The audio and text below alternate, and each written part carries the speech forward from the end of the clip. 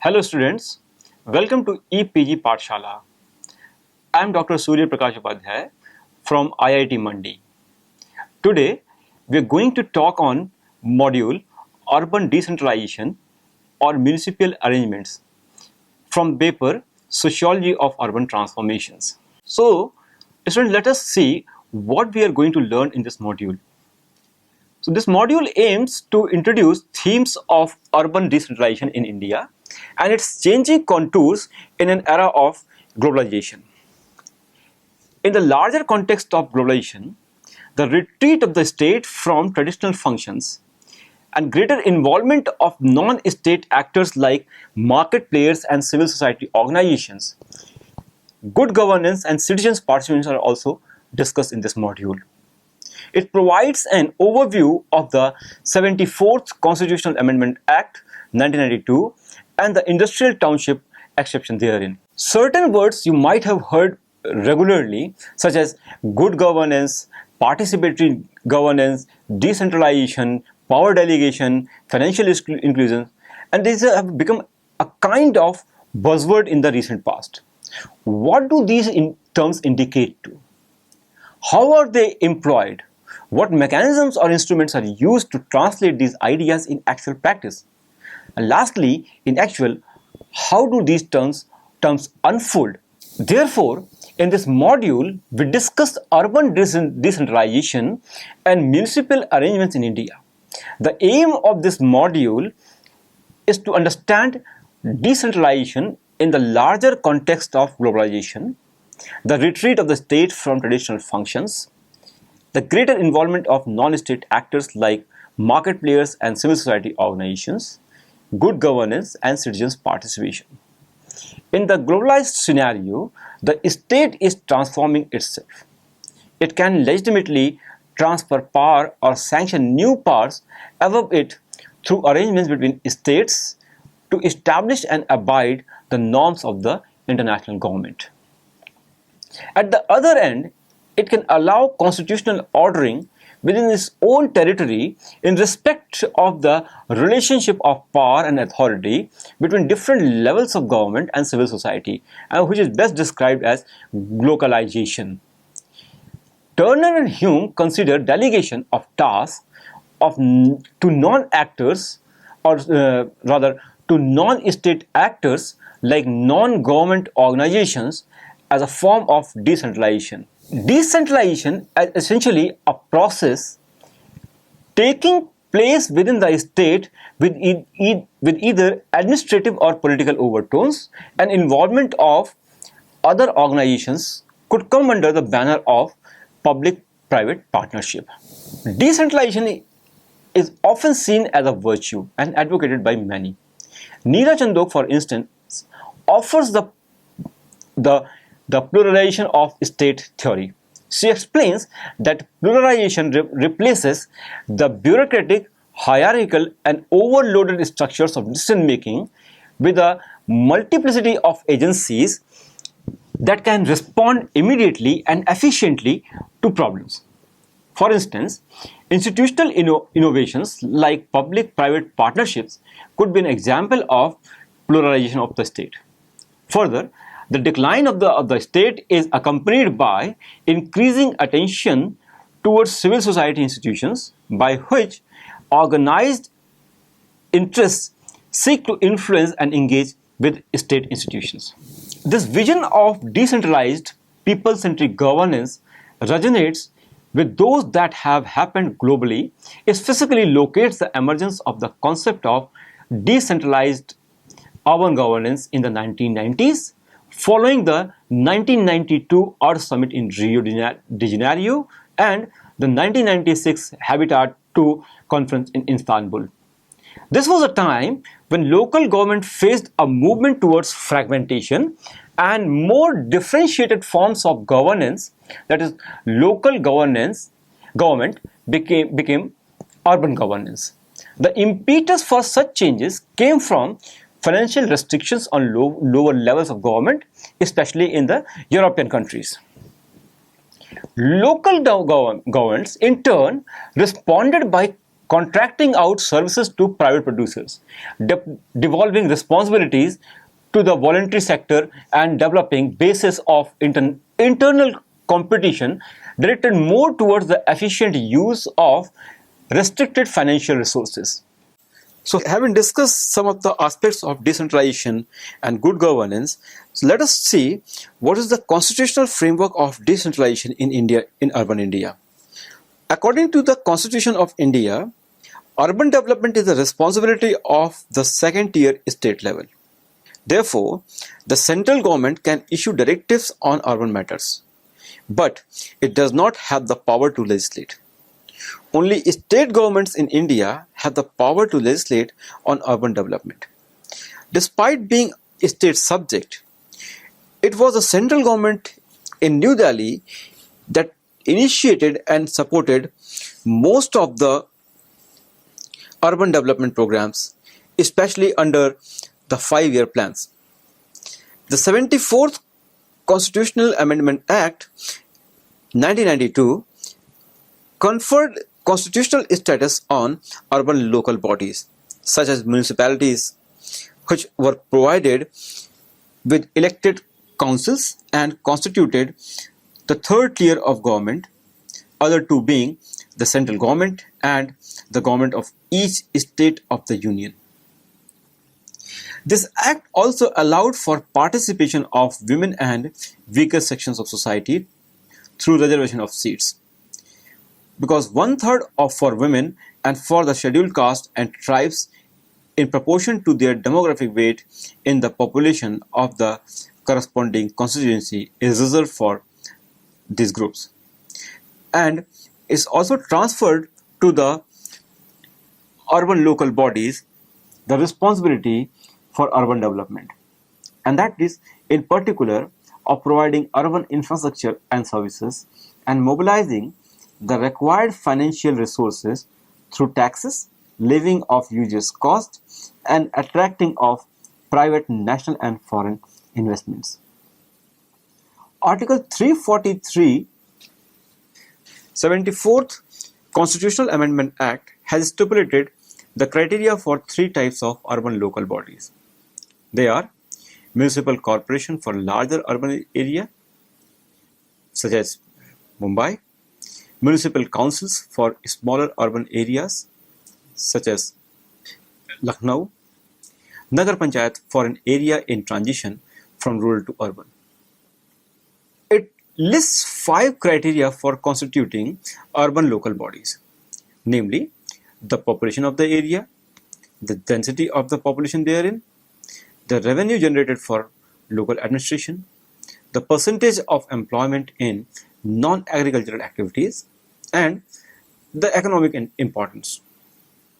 For the first time, the more comprehensive parameters were laid down for declaration of municipal areas. However, specific quantitative criteria were not specified in the 74th Constitutional Amendment Act for larger urban area and smaller urban area.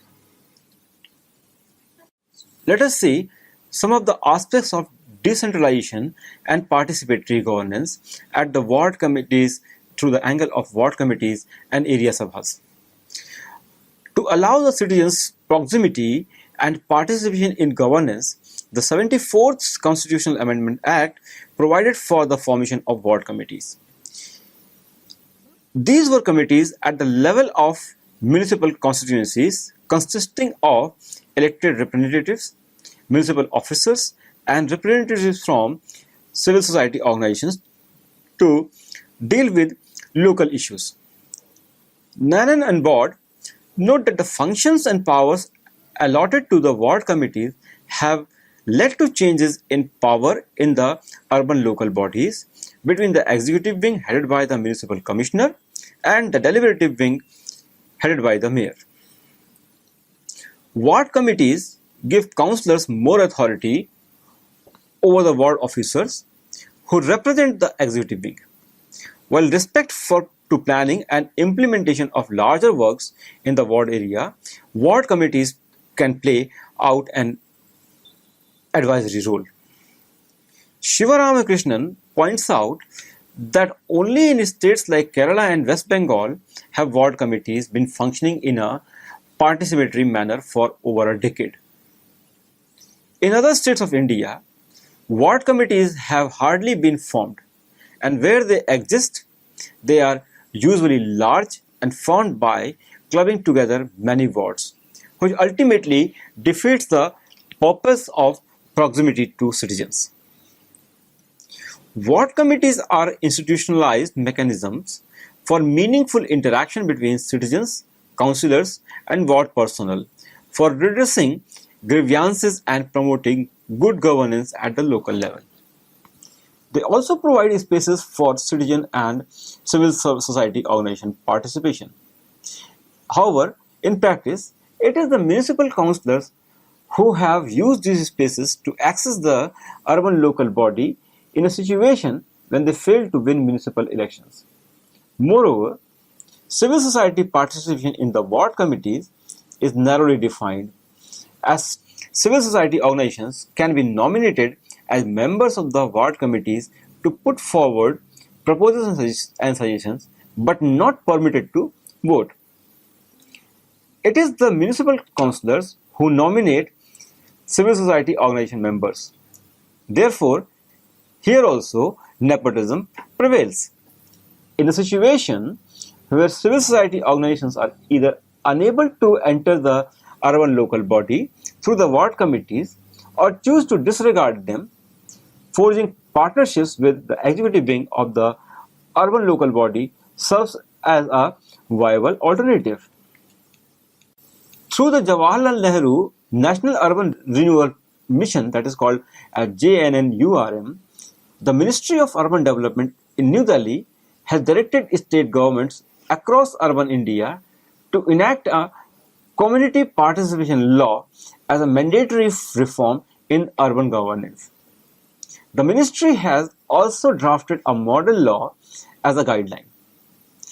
The Model Community Participation Law introduces the concept of the Area Sabha, defined as the body of all persons registered in the electoral rolls pertaining to every polling booth in the area in a municipality. Area Sabha is a micro unit which consists of the electoral part of the electoral roll, which consists of 1,200 enlisted voters. These voters elect the Area Sabha representatives, and 35 of such representatives form a ward committee under the chairmanship of the municipal councillor of that ward. Election of the Area Sabha representatives can take place along with the municipal elections. This way, the councillor becomes accountable to the people of the area. These 35 representatives form a permanent body called the Area Sabha Samiti, which will hold monthly meetings where all residents of the area can attend, discuss problems, pass resolutions, and decide budget allocations of the area. Thus, power vests on the people. Though decentralization in India is provided within the constitutional framework, but the citizen activism, community-based partnerships, citizens' participatory initiatives are varied ways in which decentralized attempts of service or service provision and development goals are carried forward. Many of these initiatives advocate efficiency and good governance and influence policy changes through such decentralized efforts. NGOs, community-based organizations, and resident welfare associations are forerunners in such efforts. Civil society organizations are regarded as important participants in these emerging forms of urban governance, such as via partnerships. The World Bank have advocated for citizen representation among users of public services and as clients or members of NGOs and voluntary associations. John Harris argues, especially with reference to India, that governance in the context of liberalization is the idea of the desirability of partnership both between government and the private sector and government and citizens. The emergence of such parallel structures of decentralization involving civil society organizations can be seen against the backdrop of three interlinked forces in the context of urban India. The first force is the policies of economic liberalization that were set in motion in 1991. The second force is good governance discourses that have been championed most ardently by international agencies, namely the World Bank and the International Monetary Fund. The third force is the urban reforms that were initiated by the Government of India in New Delhi through the programs such as JNNURM.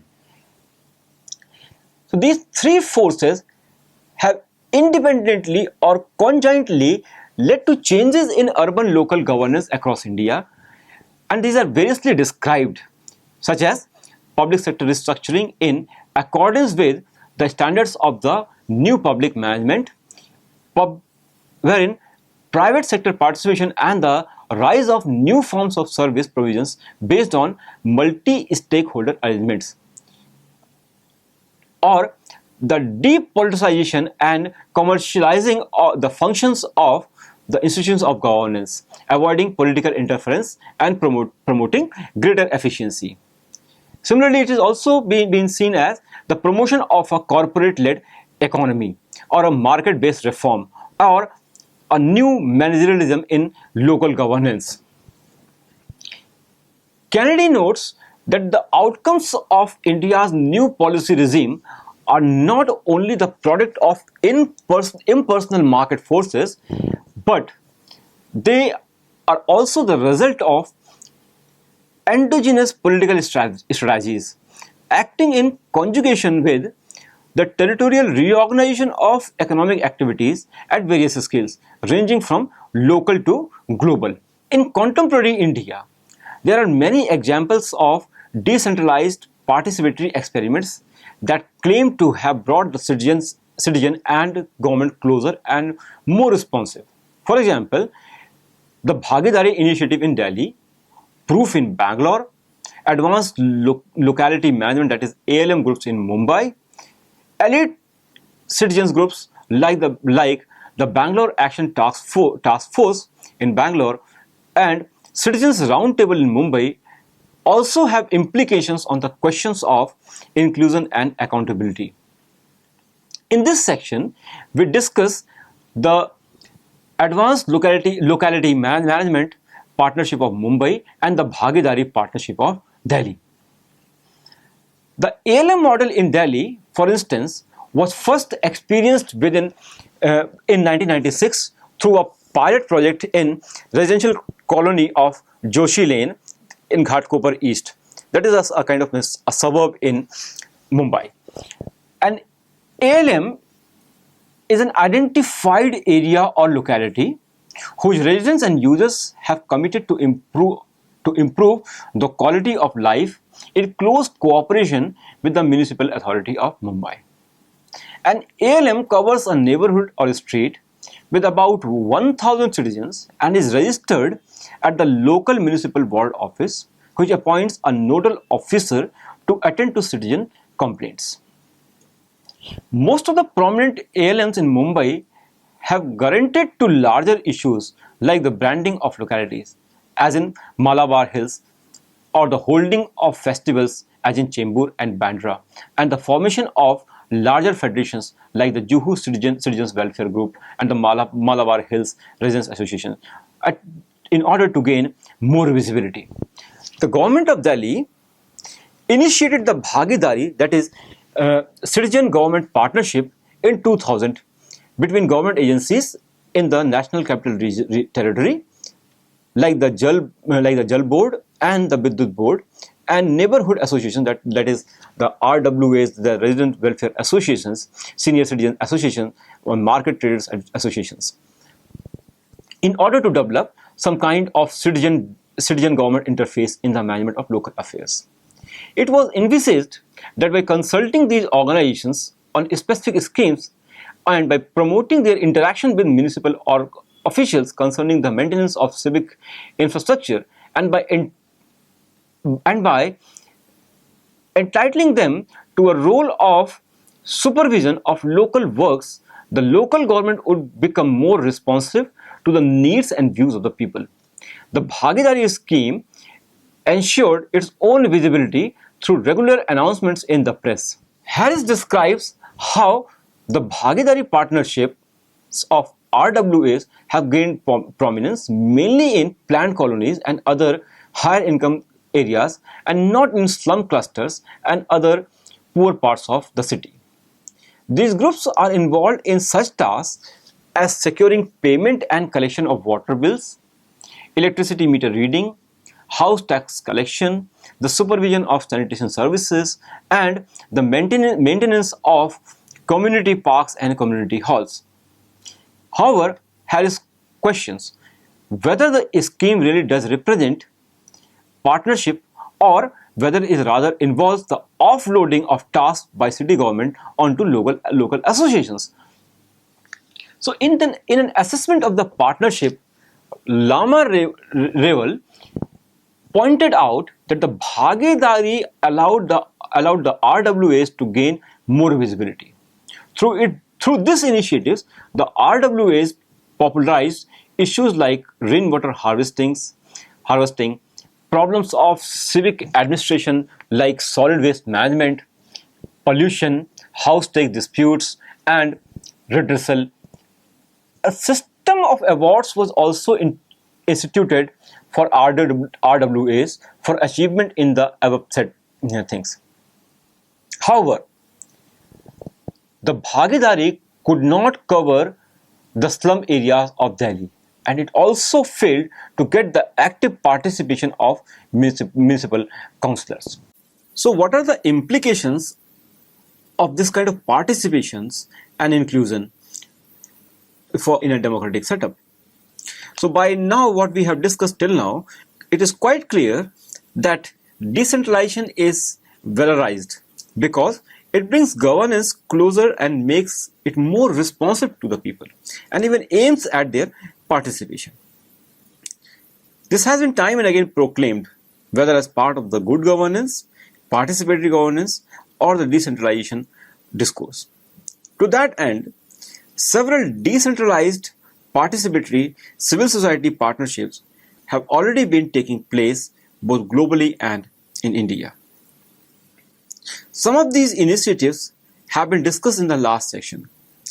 So in this section, the discussion revolves on the deeper implications that such efforts have on the questions of participation and inclusion, and these are the cherished goals of decentralization. It is necessary to articulate in the beginning what participation and exclusion mean for the purpose of this module. The term participation, widely used in development discourses since the early 1970s, is interpreted in various ways and according to its uses in particular contexts. Authors like Cook and Kothari even emphasizing this as the tyranny of participation.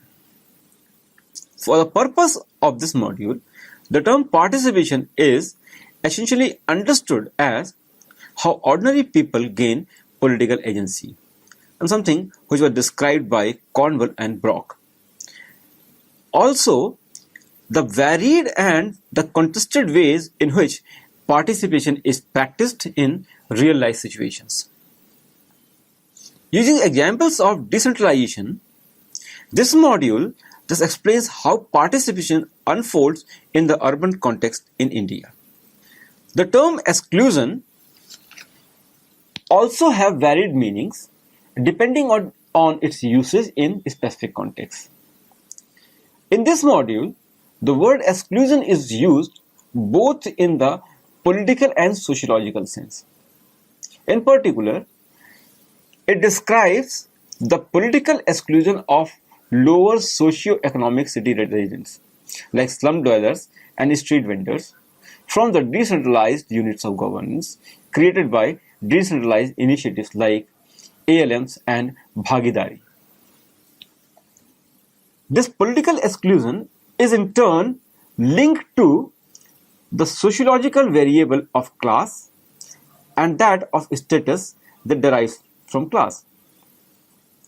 These sociological variables distinguish middle class and elite citizens who spearhead such associations from lower socio-economic city residents. In the process of forming partnerships with the executive wing of the municipal authority, citizen groups and civil society organizations often bypass elected representatives. The work of many of the civil society organizations and attendant discourses have implications for the goals of decentralization as envisaged in the 74th Constitutional Amendment Act. ALMs and elite resident welfare associations, that is called RWA, in cities like Bangalore and Delhi have claimed that the municipal councillors are apathetic to the citizens' needs and have alienated their constituents. The RWAs, therefore, have hardly interacted with elected representatives and instead have relied heavily on their interactions with the ward officers of the municipal authority. In the process of partnering with the executive wing, these associations have bypassed elected representatives and undermined their legitimacy.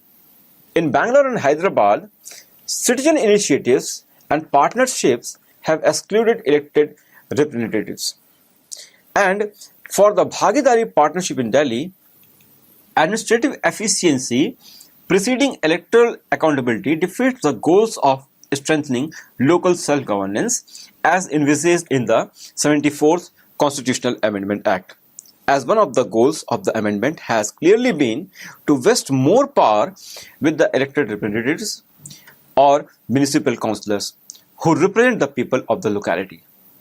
Binti Singh and Parsatharthi note that autonomous citizen bodies like those in the City Roundtable, the Mumbai Task Force and the Road Monitoring Committee in Mumbai all hinder rather than facilitate the goals of democratic decentralization and undermine the power of municipal authority by ignoring their views.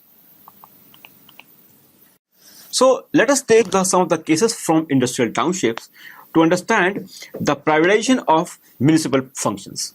So another way by which the provision of key infrastructure, security and spatial planning functions outside the rubric of local and regional governments is through what authors call corporate urbanism in India, which means settlements developed by the corporate sector, often as part of concomitant industrial activity.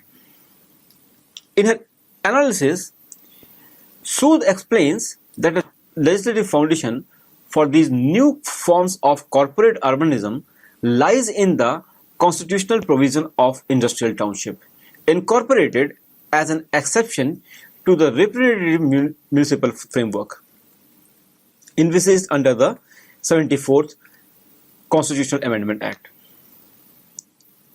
Urban development through industrial townships like special economic zones, that is SEZs, and the National Investment and Manufacturing Zones, that is NIMZ, has provided the scope for privatization of municipal functions.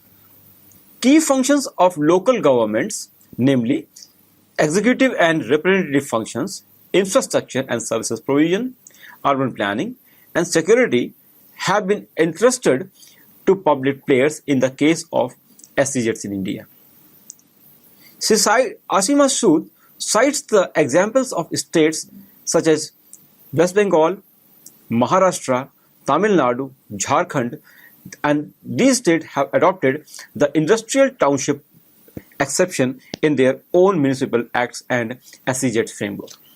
The Jharkhand Municipal Act 2011, for example, gives the state government wide leverage in prescribing the industrial township authorities' functions. States such as Karnataka have gone the furthest in some ways in providing procedural gloss to the industrial township. with functions ranging from birth and death registration to broader infrastructure provision. Similarly, Roy explains that such zones are created by exempting areas for rapid growth and infrastructure investments from the master plan in force. She cites the examples of Buddha Purnima Project Authority, Cyberabad Development Authority, the Hyderabad Airport Development Authority from Hyderabad. Each of these was once a parcel of urban territory subject to the planning vision of the Hyderabad Urban Development Authority. Once exempted from the master plan in force, the special development zones are brought under the discretionary powers of the executive with no framework to regulate them. Each of these special development zones may become thriving hubs of commercial growth because decision making at the highest level is quick and favorable to new investments. Similar to the examples of ALM and Bhagidari partnerships described earlier, corporate urbanism encouraged through SEZs also have serious implications on electoral representation.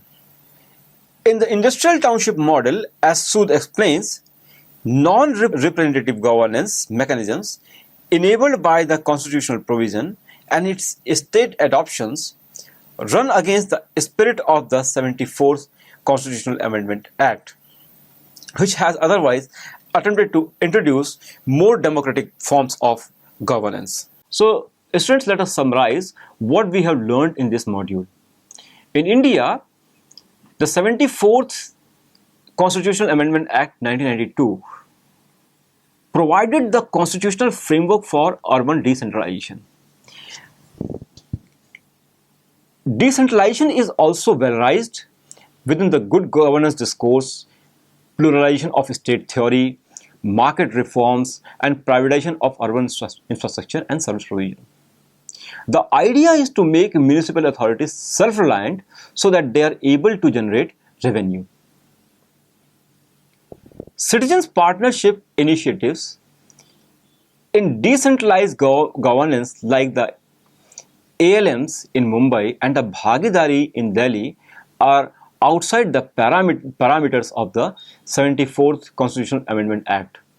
And many of these initiatives which bypass elected representatives are exclusionary in their operations and thereby go against the letter and spirit of democratic decentralization as envisaged in the 74th Constitutional Amendment Act. Thank you.